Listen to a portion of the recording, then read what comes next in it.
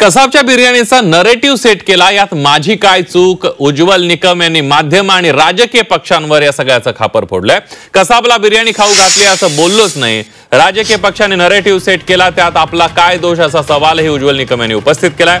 कसाबच्या बिर्याणीच्या किस्स्यावर निकमांनी स्पष्टीकरण दिलंय। दहशतवादी अजमल कसाबनं जेलमध्ये मटन बिर्याणी मागितली, यावरून राजकीय पक्षांनी फेक नरेटिव्ह सेट केला, यात माझी काय चूक असा सवालही उज्ज्वल निकम यांनी टू द पॉइंट या विशेष मुलाखतीत उपस्थित केलाय।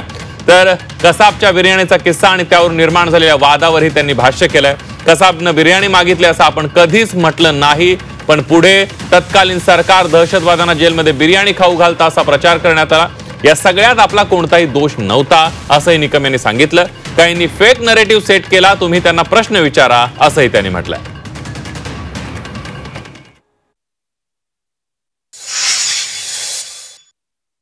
तुमच्यासारखी एक व्यक्ती ज्याची क्रेडिबिलिटी आहे, घराघरामध्ये आहे, गुन्हेगारांना शिक्षा देणारा एक माणूस, अतिरेक्यांना फाशीच्या फंद्यापर्यंत पोहोचवणारी व्यक्ती, अशा म्हणून ज्यांचा उल्लेख आहे, ती व्यक्ती म्हणते ती 100% खरं असणार आहे।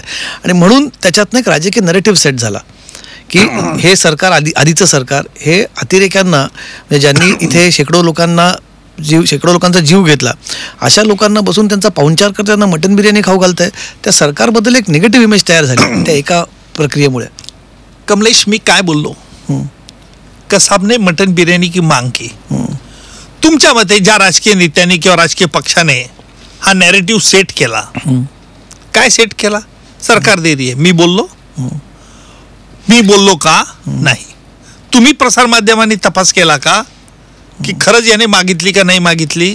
ती केस काय प्रोफाइल होती तुम्हाला माहिती आहे? आम्हाला कुठे ऍक्सेस? मला तुम्ही कुठेही प्रश्न हा विचारलेला नाही। पहिली गोष्ट, तुम्ही कधी कसाबच्या वकिलाला विचारलं का? नाही। मटन बिर्याणी मागितली याची खाली तुम्ही कधी माहिती घेतली का आरटीआय खाली? नाही। राजकीय नेते, माझ्या मते सांगतो तुम्हाला, काही राजकीय नेते तुरुंगात जाऊन आले, तपासणी केली, कोणत्या कायद्याला असं जेवण दिलं जातं? कोणत्याच कायद्याला दिलं जात नाही।